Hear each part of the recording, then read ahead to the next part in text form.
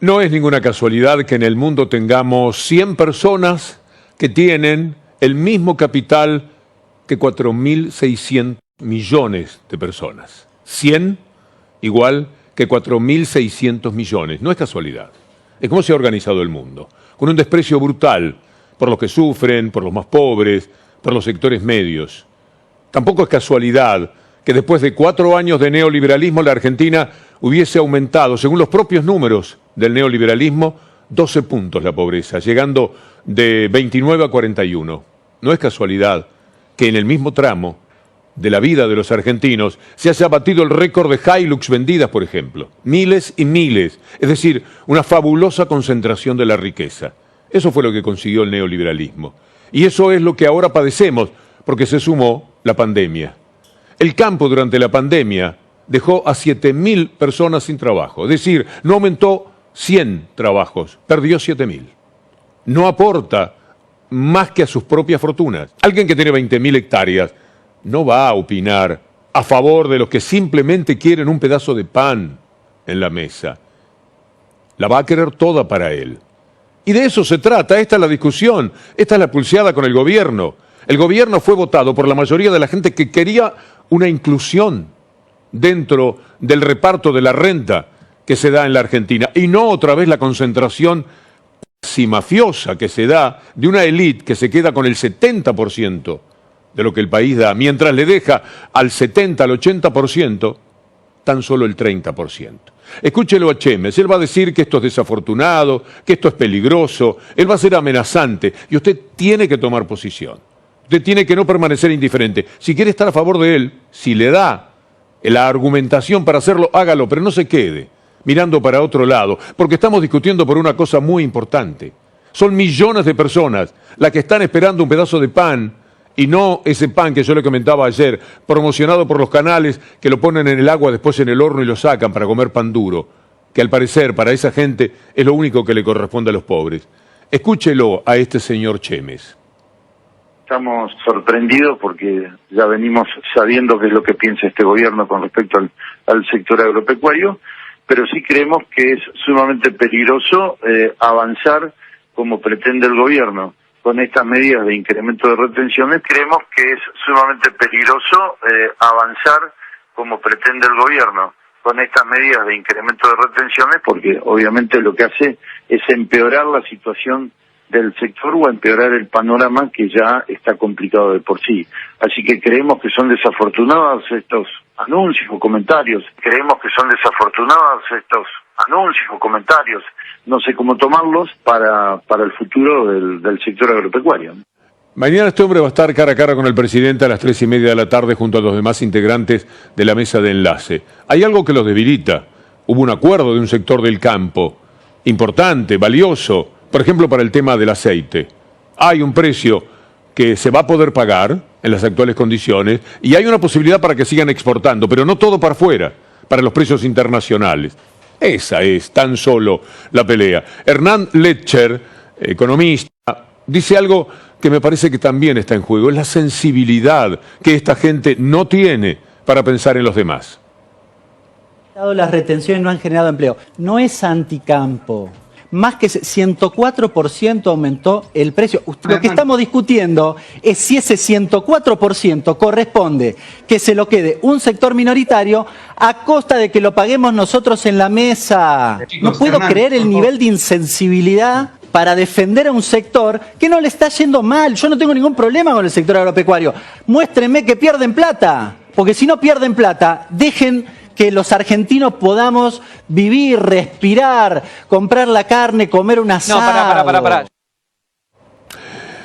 También está la doble vara con la que ellos toman sus decisiones y dan sus opiniones.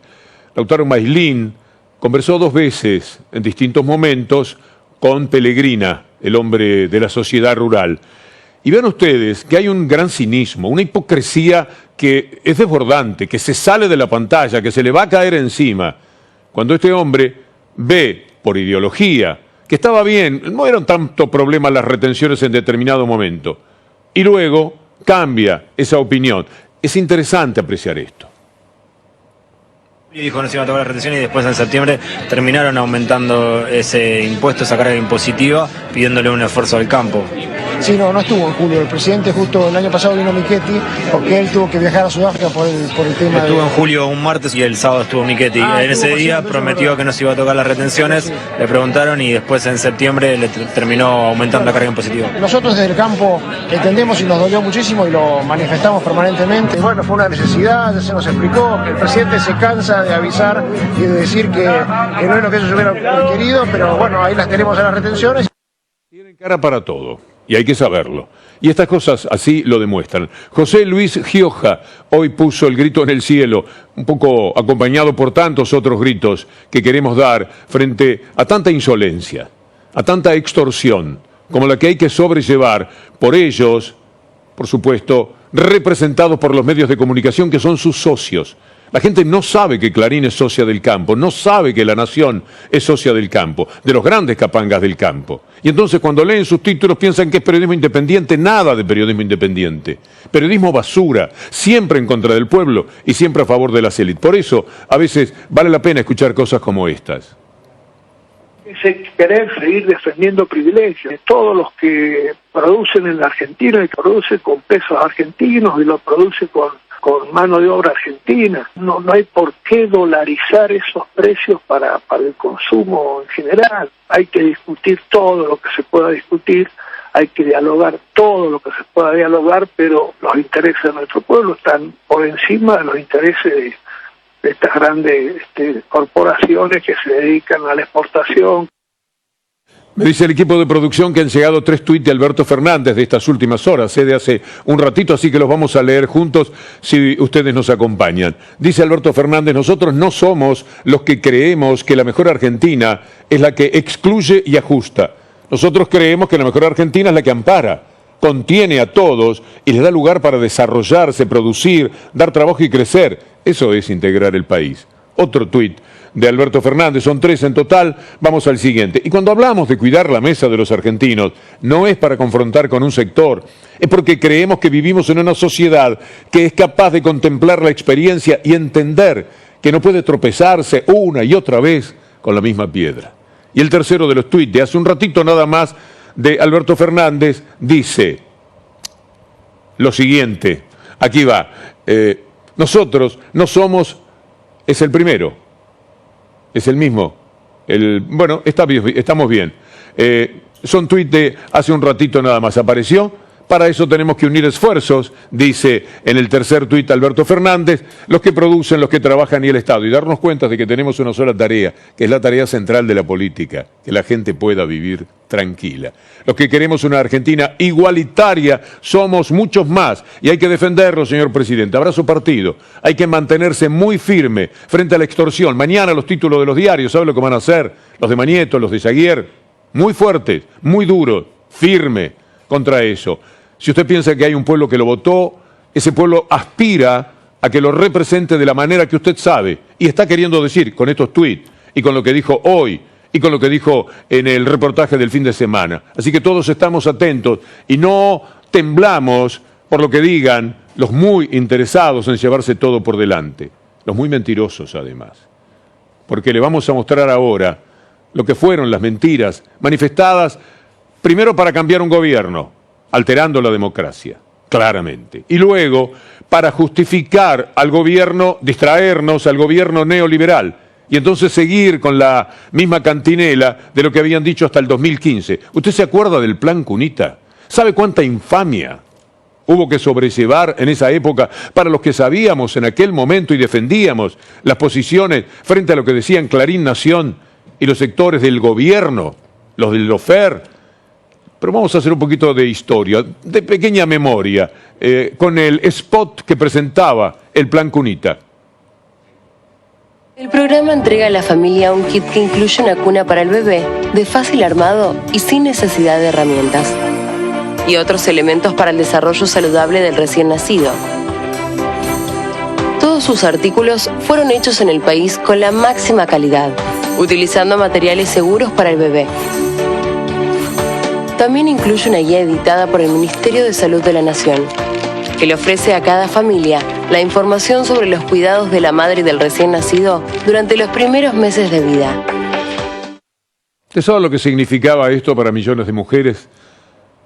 La posibilidad de darle algo a sus chicos con un estado presente. ¿Qué inventaron? Mandaron al frente a la ya imposible de presentar como una persona de bien en el mundo de la política, Graciela Ocaña, a decir, yo tengo un kit que cuesta tanto. Y lo que están haciendo es un sobreprecio. No había precios de referencia. Ella creó con su kit un presunto, una cuestión de referencia, un precio de referencia. En nombre de lo que va a escuchar ahora, de esta infamia que queda demostrada ahora por lo que le vamos a presentar a continuación, ella consiguió todo el daño que fue posible a las personas, pero también al propio Plan Cunita, que postergó por mucho tiempo y quizás para siempre la ilusión de muchas madres que necesitaban ese verdadero kit. Ella presentó uno que no servía para nada, como dijeron los peritos y le vamos a mostrar. Presentó uno que no valía nada en función del que sí estaba hecho. Y se presentó con una denuncia. ¿La presentó dónde? En Bonadío. Se imagina lo que pasó después. Pero hagamos un recorrido a partir de lo que dijo Graciela Ocaña, a ver si aprendemos. La Nación suspendió la entrega del kit, fundamentalmente de la cuna y de otros elementos, por el riesgo que implica para los bebés. O sea que esto también es importante para las mamás que han recibido ese kit, que sepan que, su seguridad de la cuna no es mucho.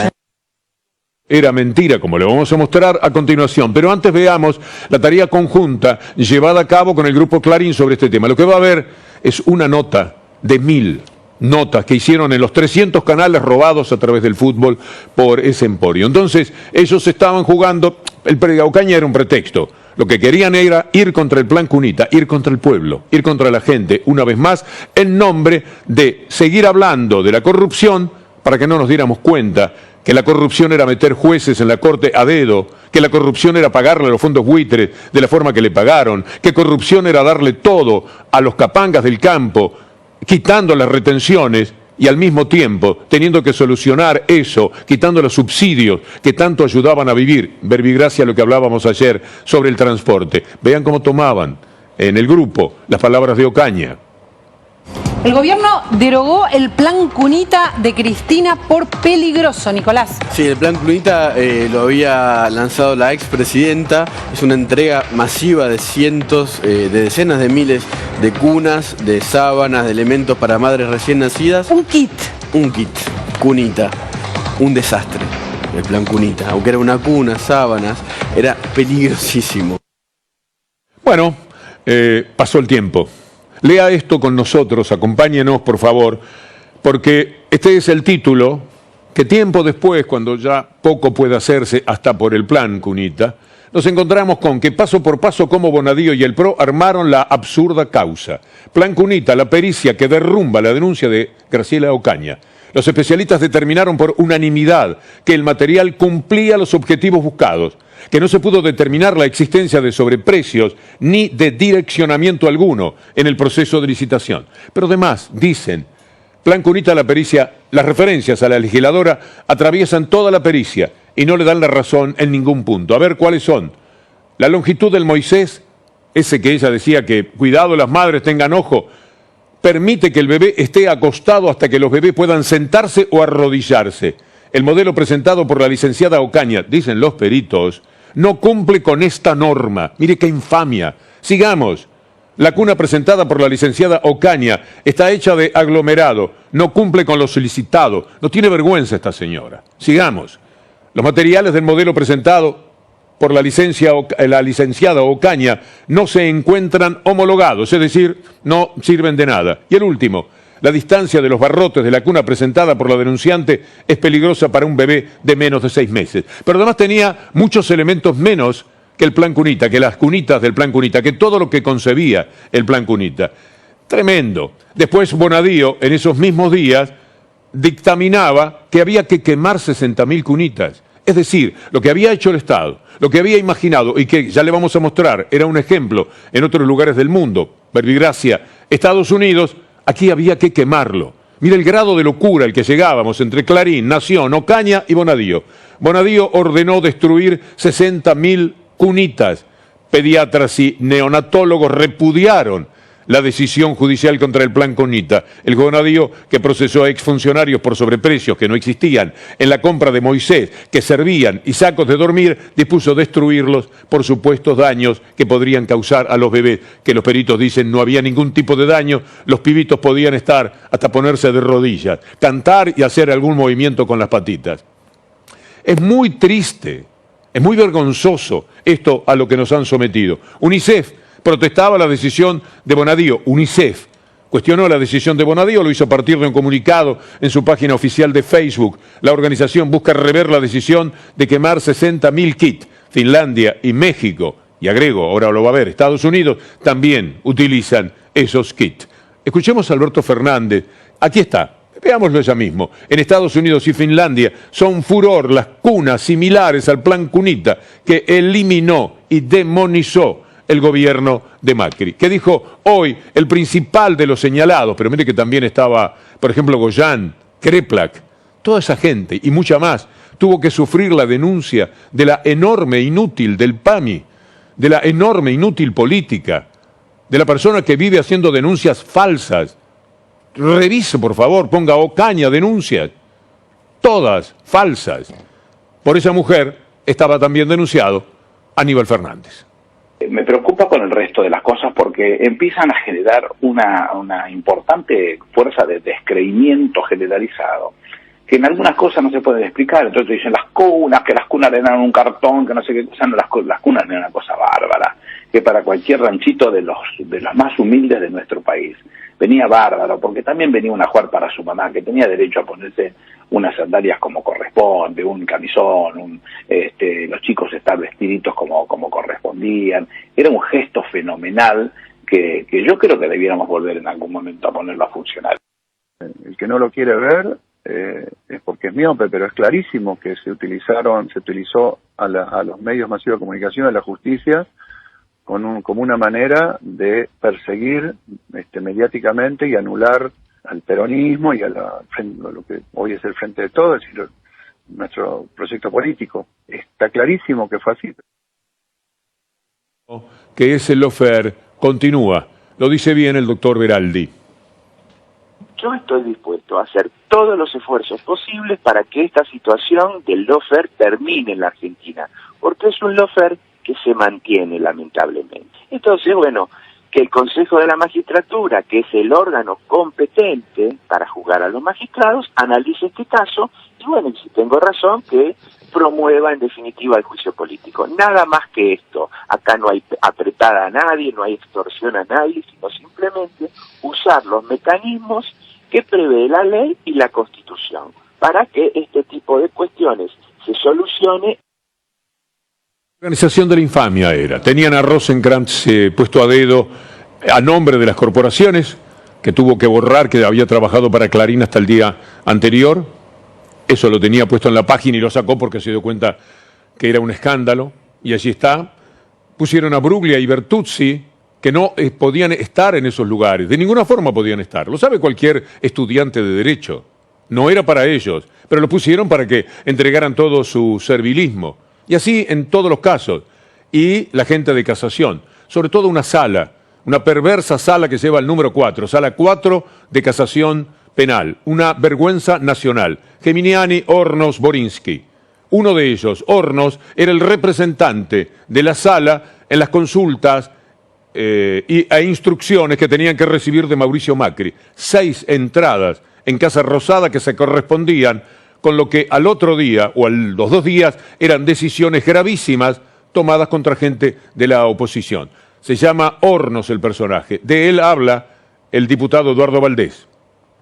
Esos federales que nunca fueron a la Casa Rosada seguramente eran los que ellos no controlaban. ¿No es obsceno lo de Hornos yendo al...? Absolutamente, absolutamente. 5 días después, Cristina procesada. Creo que hay como 6 entradas de Hornos a la Casa Rosada en ese año. Creo que los ingresos, inclusive, para que nadie crea que esto es un invento acá, están registrados en Poder Ciudadano. La Sí, famosa porque pidió- ONG de la cual era directora ejecutiva Laurita Alonso, ¿no? Decía, así como Valdés con Dugan, también lo decía Martín Soria con El gato silvestre anoche. Es uno de los que están en el mármol de Comodoro Pro, como decimos, ¿no? Pero lo grave de esto no es solamente digamos, el ingreso de Gustavo Hornos, que viene a acreditar una vez más cómo funcionó esta trituradora de carne que fue la mesa judicial de Macri. El nivel de impunidad con el que se manejó la mesa judicial de Mauricio Macri, el nivel de impunidad con el que intentaron manipular jueces, bueno, no había que manipularlo mucho porque evidentemente era un soldadito fiel. 6 visitas de Hornos a la Casa Rosada con 6 consecuencias inmediatas en las decisiones que tomaron. Yo celebro a la presencia de algunos hombres del derecho, y son muy pocos, los que se han manifestado con el grado de indignación que todos deben tener, pero no todos se animan a manifestar. Claro, está de por medio el famoso asunto de los medios de comunicación y todo lo demás, pero ha sido demasiado el miedo que ha paralizado a gente de la justicia para decir lo que vamos a escuchar a continuación de uno de los que sí da pelea, que es el doctor José Manuel Ubeira. Es una vergüenza también ese comportamiento. Todo lo que hay para denunciar, todo lo procesal tirado abajo, todo lo que son los derechos de los acusados tirado abajo, la cárcel que no correspondía para personas que la han padecido y todavía lo están sufriendo. Todo el derecho caído a pedazos en la República Argentina, particularmente en cada una de las acciones de Comodoro Pi. Entonces, cuando lo escuchen al doctor Ubeira decir lo que va a decir, yo por lo menos me permito decir, y espero que ustedes también, tiene mucha razón. Es que son impresentables. O sea, yo realmente le digo, ¿cómo pues el doctor Rigui llegó a ser juez de casación luego de un pasado como el que tiene el doctor Rigui, que es un cavernícola? Entonces, me llama la atención. Desastre, una vergüenza. Los adjetivos son innumerables y por otra parte las palabras van quedando chicas. Porque uno dice escándalo y después viene algo que es superior. Entonces, ¿qué dice? Ya escándalo lo hemos agotado. Es muy difícil situar en palabras lo que esta gente le ha hecho al derecho en los años del gobierno neoliberal. Félix Kraus es una víctima de ese tipo de acusaciones. Un hombre de una decencia, de un respeto en el mundo del derecho enormes. Vivir toda una vida dando clases, siendo respetado por los alumnos, citado muchísimas veces para de pronto caer en un lugar donde cualquier persona es capaz de denunciar algo que no tenía ni pies ni cabeza, pero que dura, le sirve a los medios. Félix Kraus tal cosa, tapa de Clarín, tapa de La Nación, y dale que va. ¿Cómo se sufre todo esto? Porque las personas leen el diario y dicen que estarán pensando mis amigos, mis alumnos, mis padres que por ahí viven afuera, los amigos que se fueron del país, los que leen en la web esta maldita información basura de Clarín y de La Nación. Siempre con serviles que hacen algún tipo de denuncia para que las personas tengan compromiso. Ahora fue sobreseído, como lo van a escuchar. ¿De qué sirve? Ahora, después de todo el padecimiento que esta persona de bien y de enorme capacidad tuvo que sobrellevar porque se le antojó a quienes quieren destruir todo lo que esté enfrente. Justicia es un sistema en donde efectivamente el poder mediático, que no es mediático, ¿no?, que simplemente es un departamento de organizaciones de negocios que tienen a su vez un sistema de acción y operación de manipulación social, se juntan con un sector del poder judicial y hacen política. Vemos que toda la infamia jurídica empieza bien arriba. Uno dice Irurson, sí, lo que usted quiera decir de Irurson. Dicen los maíques, muy bien, aprobado. Marijuán, dice Stornelli. Bueno, ya es demasiado, quítelo Stornelli, porque es demasiado. Pero la Corte Suprema es el comienzo de todo esto. Cuando Irurson creó la invención que tiene a gente presa, el promotor es Lorenzetti. Todo lo que pasa horrible en el país, el 2x1, la descomposición del sistema judicial, nace en la Corte Suprema de Justicia. Por suerte, el presidente de la República, por lo que van a escuchar, lo tiene claro. Cuando yo le planteo a la Argentina que hay que revisar el funcionamiento de la Corte, no es porque estoy presionando a la Corte que dicte un fallo en un sentido o en otro, es porque está mal la Corte, está mal. Y lo que era un tribunal prestigioso en los años de Néstor y que todos decían qué corte que hicieron, hoy es un tribunal poco calificado socialmente. Todo lo que ha sucedido en esos años parece un cuento tremendo de terror, y todavía estamos en él, ¿eh? El presidente está muy bien en lo que dice, pero algo hay que hacer. Uno no sabe exactamente qué, porque los procedimientos tienen que ser republicanos y democráticos, y no se puede decir algo que no respete eso. Pero tiene que haber camino, si no es demasiada la impotencia.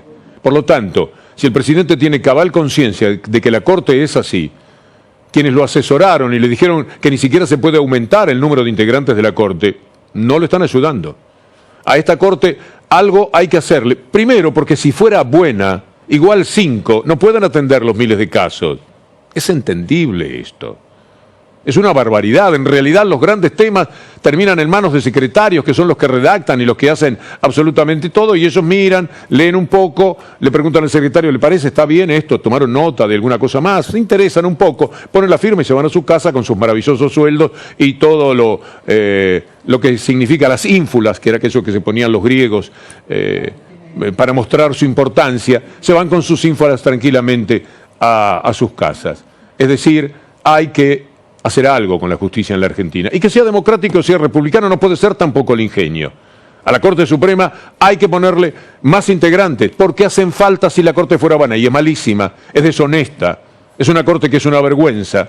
Y lo sabe cualquier estudiante de Derecho, lo sabe cualquier persona. Solo puede ser defendido por Clarín, por Nación, que al mismo tiempo defienden a Bruglia, a Bertuzzi y a todo lo que es su sistema, que les ha permitido robarse todo lo que se han robado en el país. Esos robos que eran realizados en el momento en el que nos vendían también espejitos de colores. Espejitos de colores como aquello del acuerdo con el Mercosur. Vale la pena ver este llanto de Faurie, ¿se acuerda? El que era canciller, diciéndole a Macri, hicimos lo del Mercosur, esto es histórico, y lloraba para las cámaras, que por supuesto tomaban eso después en los grandes títulos para decir qué fantástico acuerdo con el Mercosur. Ahora va a ver qué es lo que sucedió, pero primero recuerde a Faurie. Perdón, presidente, despertarlo. Estamos, Tenemos acuerdo. Acá estoy con tenemos acuerdo, presidente. Tenemos acuerdo. Vamos, Mauricio. Bueno, vamos con todo. Era mentira. Pero quiero decirles algo, si usted tiene memoria de las columnas, de lo que hemos tratado, muchas veces en C5N, lo decíamos en aquel momento. Era imposible que eso fuera cierto, pero sirvió para que le presentemos este collage de 100 que podemos hacer de los títulos. Jorge Faurie conmovido, decía Clarín. Hay que conmover a la gente, decía la muchachada de Mañeto. El canciller lloró al comunicarle a Mauricio Macri el acuerdo Mercosur-Unión Europea. ¿Qué dice el convenio? Tratado de libre comercio, el audio de WhatsApp de Jorge Faurie, quebrado en llanto, dice La Nación. Había que emocionar a la gente, y en eso estaban los Zaguier. Le informó a Macri el acuerdo Mercosur-Unión Europea. Final de la película. Vemos ahora esta información destacada. Lo ponemos al aire. Ahí está. Francia no firmará el acuerdo Unión Europeo-Mercosur en sus términos actuales. Es decir, hay que hacer otro acuerdo. Aquel, como nos permitíamos decir, no sirvió para nada, salvo para hacer un poco de publicidad, para que el gobierno pudiera decirle a la gente, vamos bien, tenemos un acuerdo con la Unión Europea, esto va a andar fantástico de futuro. Era mentira. Lo gritamos permanentemente en aquel momento. Bueno, al cabo del tiempo llegan las razones verdaderas que se podían exponer de lo que en aquel momento era una mentira más. Gracias a... Tenemos un último momento, bueno, con eso vamos a abrir el próximo capítulo con Agustina Rivas en el final de nuestro diario. Gracias por la producción a Julián Capazo, a Anabela Sánchez, aunque no esté en estos días, y a Federico Ferro.